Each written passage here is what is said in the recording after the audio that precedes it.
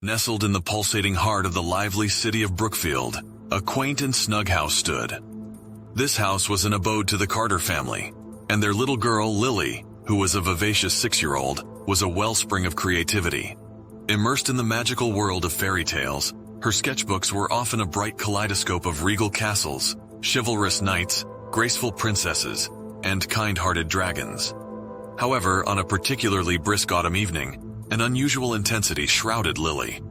Sitting at her normally beloved drawing table, the typically childish twinkle in her eyes was displaced by a somber focus that was almost unnerving. Her small hands, usually daubed with vibrant crayons, were now wielding hues of ominous blacks and grays. The drawing that emerged was a striking divergence from Lily's previous cheerful creations. A castle of considerable stature dominated the page, etched in intimidating strokes of black and gray. This was her Crayon Castle, with its tall turrets piercing a stormy sky and the stone walls, guarded by a moat teeming with sinister shadows. The grotesque figures looming from the arched windows and the spectral beings that lined the castle walls were a chilling sight. Bereft of the familiar warmth of friendly knights or welcoming princesses, this castle seemed to have crawled from the darkest corners of nightmares. A palpable sense of foreboding hung around the sketch, a stark contrast to Lily's usual joyous creations. Distressed, the Carters turned to Dr. Helen Reed, a respected child psychologist, to understand Lily's sudden shift. Dr. Reed suggested that Lily's anxieties might be materializing in her drawings and initiated art therapy. Each session, however, seemed to magnify Lily's distress, her drawings becoming increasingly more dreadful, her terrifying nightmares more frequent. Then came a terrifying night. The family's peaceful dinner was interrupted as the lights flickered off, and an unsettling hum began to resonate from the walls. When the lights returned, the living room wall bore the terrifying manifestation of Lily's Crayon Castle, its menacing figures pulsating with a nefarious energy. Frantic and desperate, the Carters enlisted the aid of paranormal investigator, Professor Samuel Morrison. When he arrived, a chill ran down his spine as he entered the Carter residence, the palpable dread confirming his worst fears. Lily's harmless sketches had become a portal, a terrifying link to the monstrous realm of the Crayon Castle.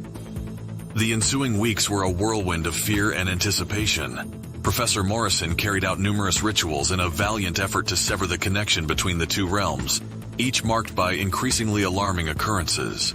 Objects levitating, monstrous apparitions, and eerie whispers filling the house. Then, on the climactic night, the family huddled together, their wide eyes brimming with terror and hope. Morrison initiated the final ritual, the room seeming to resist his incantations as an unnatural storm brewed within. The atmosphere began to vibrate, responding to Morrison's resounding voice that echoed through the room. His words, old and sacred, seemed to stir the Crayon Castle.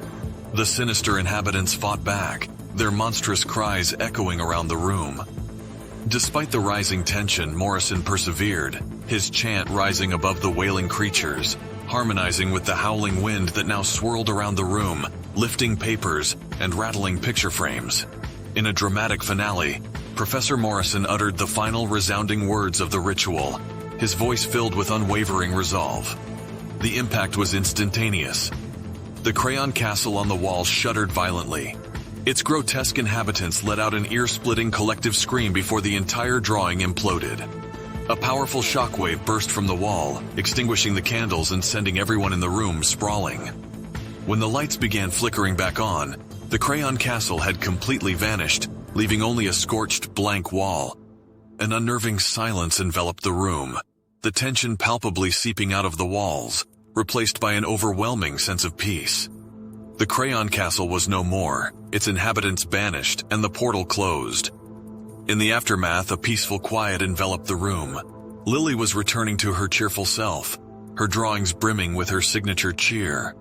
The Carters, though relieved, are forever left with a chilling tale that will forever remain in their family lore, a haunting echo of the terror from the Crayon Castle.